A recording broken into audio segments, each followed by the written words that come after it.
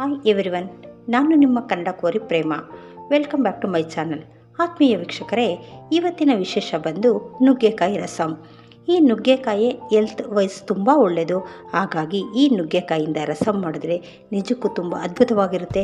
ನಾವು ಬೇರೆ ಬೇರೆ ರಸಮ್ನ ಟೇಸ್ಟ್ ಮಾಡಿರ್ತೀವಿ, ಆದರೆ ಒಮ್ಮೆ ಈ ರೀತಿ ನುಗ್ಗೆಕಾಯಿಯಿಂದ ರಸಮ್ ಮಾಡಿ, ನುಗ್ಗೆಕಾಯಿ ಸಾಂಬಾರ್ಗಿಂತ ಇದು ತುಂಬ ರುಚಿ ಅದ್ಭುತವಾಗಿರುತ್ತೆ. ಹಾಗಾಗಿ ಈ ನುಗ್ಗೆಕಾಯಿ ರಸಮ್ನ ಯಾವ ರೀತಿ ಮಾಡೋದು, ಇದಕ್ಕೆ ಯಾವ್ಯಾವ ಇಂಗ್ರೀಡಿಯೆಂಟ್ಸ್ ಉಪಯೋಗಿಸ್ತಾ ಇದ್ದೀನಿ ಅಂತ ನೋಡ್ತಾ ಹೋಗೋಣ ಬನ್ನಿ.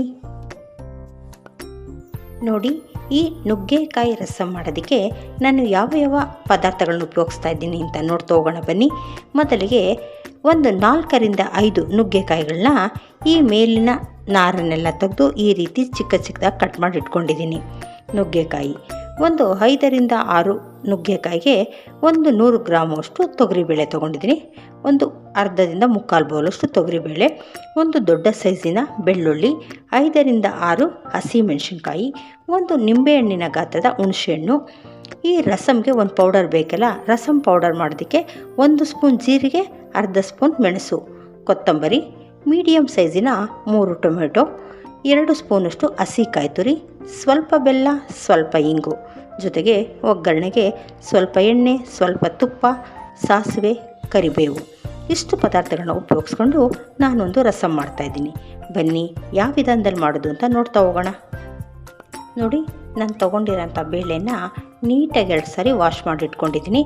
ಈಗ ಈ ಬೇಳೆ ಜೊತೆಯಲ್ಲೇ ನಾವು ನುಗ್ಗೆಕಾಯಿ ಮತ್ತು ಟೊಮೊಟೊ ಎಲ್ಲವನ್ನು ಒಟ್ಟಿಗೆ ಸೇರಿಸೋಣ. ಜೊತೆಗೆ ನೋಡಿ, ತೊಗೊಂಡಿರೋಂಥ ಅರಿಶಿನ ಪೌಡರ್ ಕೂಡ ನಾನು ಇವಾಗಲೇ ಸೇರಿಸ್ತಾ ಇದ್ದೀನಿ. ಜೊತೆಗೆ ಈ ನುಗ್ಗೆಕಾಯಿ ಆಲ್ರೆಡಿ ನಾನು ತೊಳೆದು ಕಟ್ ಮಾಡಿದ್ದೀನಿ, ಹಾಗಾಗಿ ನುಗ್ಗೆಕಾಯಿನ ನಾನು ಸೇರಿಸ್ಕೊತಾ ಇದ್ದೀನಿ. ಜೊತೆಗೆ ಟೊಮೊಟೊ, ಇಷ್ಟು ಪದಾರ್ಥಗಳನ್ನ ತೊಗೊಂಡು ಜೊತೆಗೆ ಒಂದು ಅರ್ಧ ಸ್ಪೂನಷ್ಟು ಎಣ್ಣೆಯನ್ನು ಹಾಕೋಣ. ಏಕೆಂದರೆ ಬೇಳೆ ಎಣ್ಣೆ ಹಾಕೋದ್ರಿಂದ ತುಂಬ ನುಣ್ಣಗೆ ಬೇಯುತ್ತೆ. ಹಾಗಾಗಿ ಒಂದು ಅರ್ಧ ಸ್ಪೂನ್ ಎಣ್ಣೆ ಹಾಕಿ, ನೀರು ಹೆಚ್ಚು ಏನು ಸೇರಿಸೋದು ಬೇಡ, ಒಂದು 2 ಗ್ಲಾಸಷ್ಟು ನೀರು ಸೇರಿಸಿ ನಾವು ಇದನ್ನು 3 ವಿಸಿಲ್ ತೊಗೊಳ್ಬೇಕಾಗುತ್ತೆ. ಆಮೇಲಿಂದ 3 ವಿಸಿಲ್ ಆದಮೇಲೆ ಯಾವ ರೀತಿ ಮಾಡೋದು ಅಂತ ನೋಡೋಣ. ನೋಡಿ, ಇದಕ್ಕೆ ನಾನು ಒಂದು ಅರ್ಧ ಲೀಟರ್ಗಿಂತ ಕಡಿಮೆ ನೀರನ್ನು ಸೇರಿಸ್ತಾ ಇದ್ದೀನಿ. ಇಷ್ಟು ನೀರನ್ನು ಸೇರಿಸ್ಕೊಂಡು ನಾವು ಆಮೇಲೆ ಮತ್ತೆ ಸೇರಿಸ್ಬೋದು. ಹಾಗಾಗಿ ಇದಕ್ಕೆಲ್ಲ ಒಳ್ಳೆಯದು ಮಿಕ್ಸ್ ಕೊಡೋಣ. ಮಿಕ್ಸ್ ಕೊಟ್ಟು ಇದನ್ನು ನೀಟಾಗಿ ಚೆನ್ನಾಗಿ 3 ವಿಸಿಲ್ ತೊಗೊಂಡ್ರೆ ಬೇಳೆ ನುಗ್ಗೆಕಾಯಿ ಎಲ್ಲವೂ ಚೆನ್ನಾಗಿ ಬೇಯುತ್ತೆ. ಆಮೇಲಿಂದ ರಸಮ್ನ ಕೂಡಿಸ್ಕೊಳ್ಳೋಣ. ನೋಡಿ, ನಾನು ಸ್ಟವ್ ಹಚ್ಚಿ ಕುಕ್ಕರ್ ಇಟ್ಟಿದ್ದೀನಿ. ಈಗ 3 ವಿಸಲ್ ತೊಗೊಳ್ಳೋಣ. ನೋಡಿ, ಕುಕ್ಕರ್ ಕೂಗಷ್ಟರಲ್ಲಿ ಈ ರಸಮ್ಗೆ ಒಂದು ಪುಡಿ ರೆಡಿ ಮಾಡ್ಕೊಳ್ಳೋಣ. ಆ ರಸಮ್ ಪೌಡರು ಹೆಚ್ಚೇನಿಲ್ಲ, ಜೀರಿಗೆ ಮತ್ತು ಮೆಣಸು ಅವೆರಡನ್ನು ನೀಟಾಗಿ ಡ್ರೈ ರೋಸ್ಟ್ ಮಾಡ್ಕೊಳ್ಳೋಣ. 1-2 ನಿಮಿಷ ಸೀದೋಗಬಾರ್ದು, ಸ್ವಲ್ಪ ಕಲರ್ ಚೇಂಜ್ ಆಗಿ ಸ್ಮೆಲ್ ಬರಲಿ ಅಷ್ಟು ಹುರ್ಕೊಂಡು ಇದನ್ನು ಪುಡಿ ಮಾಡಿಟ್ಕೊಳ್ಳೋಣ. ನೋಡಿ, ಇಷ್ಟಾದರೆ ಸಾಕು. ಈಗ ನಾವು ಫ್ಲೇಮ್ನ ಆಫ್ ಮಾಡ್ಕೊಳ್ಳೋಣ. ಈಗ ಘಮ ಘಮ ಅಂತ ಸ್ಮೆಲ್ ಬಂದಿದೆ. ಇದು ಸ್ವಲ್ಪ ಬಿಸಿ ಕಡಿಮೆ ಆದಮೇಲೆ ಕುಟ್ಟಿ ಪೌಡರ್ ಮಾಡಿ ಇಟ್ಕೊಳ್ಳೋಣ. ನೋಡಿ, ಕುಕ್ಕರ್ 3 ವಿಸಿಲ್ ಆಗಿದೆ, ಪ್ರೆಸರ್ವೇಟ್ ಎಲ್ಲ ಔಟಾಗಿದೆ. ಈಗ ನಾನು ಕುಕ್ಕರ್ ಕ್ಯಾಪ್ ತೆಗಿತಾ ಇದ್ದೀನಿ. ನೋಡಿ, ಈಗ ಮೊದಲು ಏನು ಮಾಡಬೇಕಪ್ಪ ಅಂದರೆ ಈ ನುಗ್ಗೆಕಾಯಿಗಳನ್ನೆಲ್ಲ ನಾವು ಬೇರ್ಪಡಿಸ್ಕೋಬೇಕಾಗುತ್ತೆ. ನೋಡಿ, ಈ ನುಗ್ಗೆಕಾಯಿನ ತೆಗೆದು ಬೇಳೆ ಮತ್ತು ಟೊಮೊಟೊ ಅದರಲ್ಲೇ ಉಳಿಸ್ಕೊಳ್ಳೋಣ. ನೋಡಿ, ಈ ರೀತಿ ನುಗ್ಗೆಕಾಯಿನೆಲ್ಲ ಬೇರೆ ಮಾಡ್ಕೊಂಡಿದ್ದೀನಿ. ಟೊಮೊಟೊ ಮತ್ತು ಬೇಳೆ ಇದರಲ್ಲಿದೆ. ಈಗ ಈ ನುಗ್ಗೆಕಾಯಿಗೆ 1 ಗ್ಲಾಸ್ನಷ್ಟು ತಣ್ಣೀರು ಹಾಕಬೇಕು. ಏಕೆಂದರೆ ನುಗ್ಗೆಕಾಯಿ ತುಂಬ ಬಿಸಿದೆ. ತಣ್ಣೀರು ಹಾಕಿ ಸ್ಮ್ಯಾಶರ್ ಸಹಾಯದಿಂದ ಚೆನ್ನಾಗಿ ಅದನ್ನು ಸ್ಮ್ಯಾಶ್ ಮಾಡ್ಕೊಳ್ಳೋಣ. ನೋಡಿ, ನಾನು ಒಂದು ಅರ್ಧ ಗ್ಲಾಸಷ್ಟು ತಣ್ಣೀರನ್ನು ಸೇರಿಸ್ಕೊಂಡು ಇದನ್ನು ತುಂಬ ನುಣ್ಣದಾಗಿ, ಏಕೆಂದರೆ ಈ ನುಗ್ಗೆಕಾಯಿ ರಸ ಎಲ್ಲ ಬಿಟ್ಕೊಳ್ಬೇಕು, ಆ ರೀತಿ ಈ ಸ್ಮ್ಯಾಶ್ ಮಾಡ್ಕೊಳ್ಳೋಣ. 1-2 ನಿಮಿಷ ಈ ರೀತಿ ಚೆನ್ನಾಗಿ ಕಿವುಚ್ಕೊಳ್ಳಿ. ಆಗ ಆ ನುಗ್ಗೆಕಾಯಿಲಿರೋಂತಹ ರಸ ಎಲ್ಲ ಬಿಟ್ಕೊಳ್ಳುತ್ತೆ. ನೋಡಿ, ಈಗ ಬಿಸಿ ಕಡಿಮೆ ಆಗಿದೆ. ಈಗ ಇದರಲ್ಲಿರೋ ನಾರಿನ ಅಂಶನೆಲ್ಲ ನಾವು ಮೇಲಕ್ಕೆ ತಗೊಳ್ಬೇಕಾಗುತ್ತೆ. ನೋಡಿ, ಈ ರೀತಿ ನಿಧಾನವಾಗಿ ಎಲ್ಲವನ್ನು ರಸವೆಲ್ಲ ಹಿಂಡ್ಕೊಂಡ್ಬಿಡಿ. ಹಿಂಡಿದಾದ್ಮೇಲೆ ಒಂದು ಪ್ಲೇಟಿಗೆ ಇದು ತೆಗೆದಿಟ್ಕೊಳ್ಳೋಣ.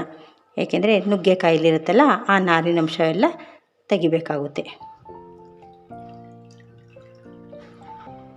ನೋಡಿ, ಈ ರೀತಿಯಾಗಿ ಕಡ್ಡಿ ಎಲ್ಲ ತೆಗೆದಿಟ್ಟ ಮೇಲೆ ಇದು ನೀಟಾಗಿ ನುಗ್ಗೆ ರಸ ರೆಡಿಯಾಗುತ್ತೆ. ಈಗ ಅದೇ ರೀತಿ ಉಳಿದಿರೋ ಅಂತಹ ಬೇಳೆ ಮತ್ತು ಟೊಮೊಟೊವನ್ನು ಸಹ ನಾವು ಒಂದು ಸೌಟ್ ಸಹಾಯದಿಂದ ಅಥವಾ ಸ್ಮ್ಯಾಶರ್ ಸಹಾಯದಿಂದ ಇದು ಆಲ್ರೆಡಿ ನುಣ್ಣಗೆ ಬೆಂದಿದೆ, ಆದರೂ ಒಂದೆರಡು ಸಾರಿ ನಾವು ಸ್ಮ್ಯಾಶ್ ಮಾಡ್ಕೊಳ್ಳೋಣ. ನೋಡಿ, ಟೊಮೊಟೊ ಬೇಳೆ ಎಲ್ಲ ಚೆನ್ನಾಗಾಗಿದೆ. ಈಗ ನಾವು ಇದಕ್ಕೊಂದು ಒಗ್ಗರಣೆ ಕೊಟ್ಟು ರಸಮ್ನ ಕೂಡಿಸ್ಕೊಳ್ಳೋಣ. ಬನ್ನಿ, ಈ ರಸಮ್ ಒಗ್ಗರಣೆ ಮಾಡೋದಕ್ಕೆ ನಾನೊಂದು ಬಾಣಲಿನ ಸ್ಟವ್ ಮೇಲೆ ಇಟ್ಟಿದ್ದೀನಿ. ಅದಕ್ಕೆ 1-2 ಸ್ಪೂನ್ ಎಣ್ಣೆ ಹಾಗೂ 1-2 ಸ್ಪೂನ್ ತುಪ್ಪವನ್ನು ಸೇರಿಸ್ಕೊಳ್ಳೋಣ. ಏಕೆಂದರೆ ರಸಮ್ಗೆ ತುಪ್ಪ ಹಾಕಿದ್ರೆ ಒಳ್ಳೆ ಟೇಸ್ಟ್ ಕೊಡುತ್ತೆ, ಹಾಗಾಗಿ ತುಪ್ಪವನ್ನು ಸೇರಿಸ್ಕೊಳ್ಳೋಣ. ಚೆನ್ನಾಗಿ ತುಪ್ಪ ಎಲ್ಲ ಬಿಸಿಯಾಗಲಿ. ನೋಡಿ, ತುಪ್ಪ ಬಿಸಿಯಾಗಿದೆ. ಇದಕ್ಕೆ ಒಂದು ಅರ್ಧ ಟೇಬಲ್ ಸ್ಪೂನಷ್ಟು ಸಾಸಿವೆ ಸೇರಿಸ್ಕೊತಾ ಇದ್ದೀನಿ. ಸಾಸಿವೆ ಎಲ್ಲ ಚೆನ್ನಾಗಿ ಸಿಡಿಲಿ. ನೋಡಿ, ಸಾಸಿವೆ ಎಲ್ಲ ಚಿಟಪಿಟ ಅಂತ ಇದೆ. ಈ ಒಂದು ಟೈಮಲ್ಲಿ ನಾನು ತೊಗೊಂಡಿರೋಂಥ ಒಂದು ಉಂಡೆ ಬೆಳ್ಳುಳ್ಳಿಯನ್ನು ಸ್ವಲ್ಪ ಕ್ರಷ್ ಮಾಡಿದ್ದೀನಿ, ಅದನ್ನು ಸಹ ಸೇರಿಸ್ಕೊತಾ ಇದ್ದೀನಿ. ಇದೇ ಟೈಮಲ್ಲಿ ಒಂದು 5ರಿಂದ 6 ಹಸಿ ಮೆಣಸಿನ್ಕಾಯಿ ಅದನ್ನು ಸಹ ಸೇರಿಸ್ಕೊಂಡು ಸ್ವಲ್ಪ ಹಸಿ ವಾಸನೆ ಹೋಗೋವರೆಗೂ ಫ್ರೈ ಮಾಡೋಣ. ನೋಡಿ, ಈ ಬೆಳ್ಳುಳ್ಳಿ ತುಪ್ಪದ ಜೊತೆಲಿ ಚೆನ್ನಾಗಿ ಈ ಥರ ಬ್ರೌನ್ ಕಲರ್ ಬರೋವರೆಗೂ ಫ್ರೈ ಆಗಬೇಕು. ಆಗಲೇ ರಸಮ್ಗೆ ಒಳ್ಳೆಯದೊಂದು ಟೇಸ್ಟ್ ಕೊಡೋದು ಇದೇ ಬೆಳ್ಳುಳ್ಳಿ. ಹಾಗಾಗಿ ನೋಡಿ, ಇದೆಲ್ಲ ಒಳ್ಳೆ ಕಲರ್ ಬಂದಿದೆ. ಈಗ ನಾನು 1-2 ಗರಿಯಷ್ಟು ಕರಿಬೇವನ್ನು ಸೇರಿಸ್ಕೊತಾ ಇದ್ದೀನಿ. ನೋಡಿ, ಇದೆಲ್ಲವೂ ಸ್ವಲ್ಪ ಫ್ರೈ ಆದಮೇಲೆ ನಾವು ಬೇಯಿಸಿಟ್ಕೊಂಡಿದ್ವೆಲ್ಲ ತೊಗರಿಬೇಳೆ ಕಟ್ಟು ಮತ್ತು ಟೊಮೊಟೊ ಸ್ಮ್ಯಾಶ್ ಮಾಡಿರೋದು ಅದನ್ನು ಸೇರಿಸ್ಕೊಳ್ಳೋಣ. ನೋಡ್ತಾ ಇದ್ದೀರಲ್ಲ, ಆ ಬೇಳೆ ಕಟ್ಟೆಲ್ಲ ಸೇರಿಸಿದ್ದಾದಮೇಲೆ ಇದೇ ಟೈಮಲ್ಲಿ ನಾವು ತೆಗೆದಿಟ್ಕೊಂಡಿದ್ವಲ್ಲ ನುಗ್ಗೆಕಾಯಿ ರಸವನ್ನು ಸಹ ಸೇರಿಸ್ಕೊಳ್ಳೋಣ. ಇದಕ್ಕೆ ನಾವು ಹೆಚ್ಚಿಂದೇನು ನೀರು ಸೇರಿಸೋದು ಬೇಡ, ಏಕೆಂದರೆ ನುಗ್ಗೆಕಾಯಿ ಸ್ಮ್ಯಾಶ್ ಮಾಡೋಕ್ಕೆ 1 ಗ್ಲಾಸ್ ಸೇರಿಸಿರ್ತೀವಲ್ಲ ಅಷ್ಟೇ ನೀರು ಸಾಕಾಗುತ್ತೆ. ಅಕಸ್ಮಾತ್ ಒಂದು ವೇಳೆ ನಿಮಗೆ ಗಟ್ಟಿ ಅನಿಸಿದ್ರೆ ಸ್ವಲ್ಪ ಕುಕ್ಕರಲ್ಲಿ ಒಂದು ಅರ್ಧ ಗ್ಲಾಸ್ ನೀರು ಹಾಕಿ ತುಳಿದ್ಬಿಟ್ಟು ಹಾಕಿ. ನಾನು ಒಮ್ಮೆ ಈ ಕನ್ಸಿಸ್ಟೆನ್ಸಿ ಚೆಕ್ ಮಾಡಿದ್ರೆ ಸ್ವಲ್ಪ ಗಟ್ಟಿ ಅನ್ನಿಸ್ತು, ಹಾಗಾಗಿ ನಾನು ಈ ಪಾತ್ರೆಯನ್ನು ತೊಳೆದು ಅರ್ಧ ಗ್ಲಾಸಷ್ಟು ನೀರು ಸೇರಿಸ್ಕೊತಾ ಇದ್ದೀನಿ. ನೋಡಿ, ರಸಮ್ ಅಂದರೆ ಇಷ್ಟು ತೆಳುವಾಗಿರಬೇಕು. ನೋಡಿ, ಎಲ್ಲವನ್ನು ಸೇರಿಸಿದ್ದಾದಮೇಲೆ ಈ ಒಂದು ಟೈಮಲ್ಲಿ ನಾನು ತೊಗೊಂಡಿರೋಂಥ ಹುಣಸೆ ರಸವನ್ನು ಸಹ ನಾನು ಇದಕ್ಕೆ ಸೇರಿಸ್ಕೊತೀನಿ. ಎಲ್ಲವನ್ನು ಒಮ್ಮೆ ಮಿಕ್ಸ್ ಕೊಡೋಣ. ಈಗ ಇದು ಒಳ್ಳೆಯದೊಂದು ಕುದಿ ಬರಬೇಕು. ಚೆನ್ನಾಗಿ ಒಮ್ಮೆ ಕುದ್ದ ಮೇಲೆ ನಾವು ಇನ್ನು ಉಳಿದಿರೋಂತಹ ಪದಾರ್ಥಗಳನ್ನ ಸೇರಿಸ್ಕೊಳ್ಳೋಣ.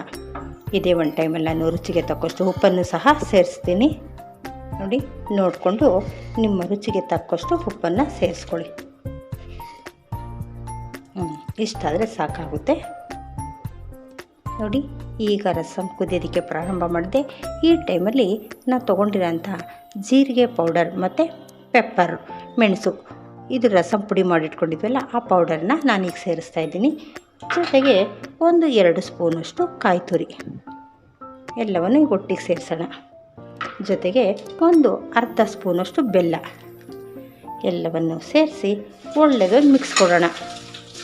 ಜೊತೆಗೆ ತೊಗೊಂಡ್ರಂಥ ಕೊತ್ತಂಬರಿಯನ್ನು ಸಹ ಸೇರಿಸ್ಕೊತಾ ಇದ್ದೀನಿ. ಈಗ ಇನ್ನೊಂದು ಸಾರಿ ಕುದ್ದ ಮೇಲೆ ನಾವು ಫ್ಲೇಮ್ನ ಆಫ್ ಮಾಡ್ಕೊಳ್ಬೋದು. ನೋಡಿ, ಈಗ ರಸಮ್ ಸ್ವಲ್ಪ ಗಟ್ಟಿ ಬಂದಿದೆ. ಈಗ ಇನ್ನೊಮ್ಮೆ ಬಿಸಿ ಆದಮೇಲೆ ಕುದ್ದ ಮೇಲೆ ನಾವು ಆಫ್ ಮಾಡ್ಕೊಳ್ಳೋಣ. ನೋಡಿ, ಚೆನ್ನಾಗಿ ಕುದೀತಾ ಇದೆ.